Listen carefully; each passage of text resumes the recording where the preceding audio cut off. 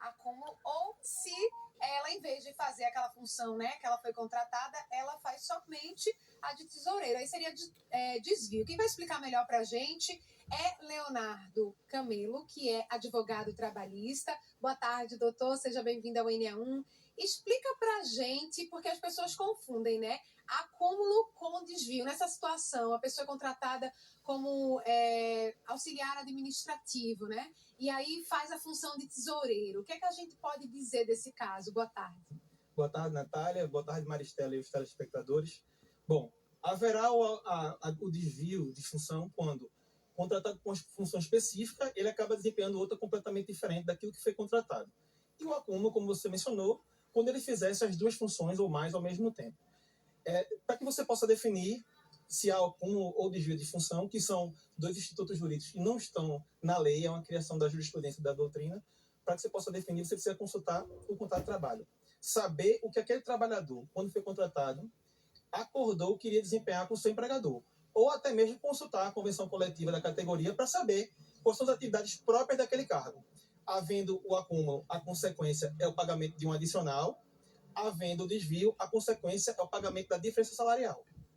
Doutor, nessas situações, então, quando é identificado o desvio, vamos tentar explicar os dois, porque são assuntos que estão interligados, né? Quais são os direitos desse trabalhador? O que é que ele recebe?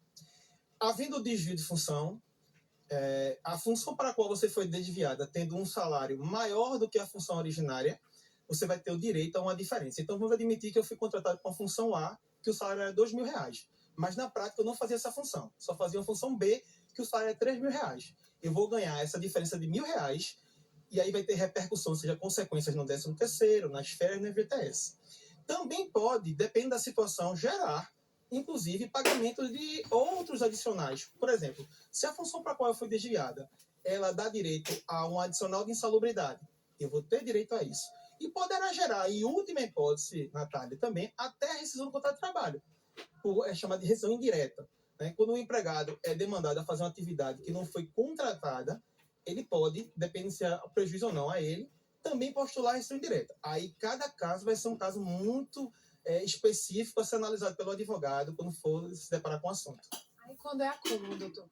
O acúmulo, diferentemente do desvio, como o nome já diz, o trabalhador vai realizar a função originária para a qual foi contratado e outras funções ao mesmo tempo. Digamos assim, ele vai desempenhar mais de uma atribuição diferentemente da que foi contratado, e aí geraria o direito a um adicional. O valor desse adicional, e muitas vezes a pergunta é essa, qual é o valor do adicional? Vai depender da análise que o Poder Judiciário vai fazer na hipótese. O juiz, se deparando com o caso, vai primeiro identificar se há ou não o acúmulo. É importante dizer que tanto o desvio como o acúmulo, quem tem que provar na justiça é o empregado. O juiz vai analisar se houve ou não houve o acúmulo, que acúmulo foi esse, qual é o montante da atividade acumulada, ou seja, ela tomava quanto do dia a dia desse funcionário, qual era a responsabilidade. E aí vai fixar de acordo com a prudência, digamos assim, com a forma de analisar naquele caso específico, se é 10, 20, 30%, vai variar hipótese para hipótese. Doutor, a gente vai continuar conversando sobre isso. Chegaram muitas perguntas e daqui a pouco a gente vai responder, Maristela. Até já,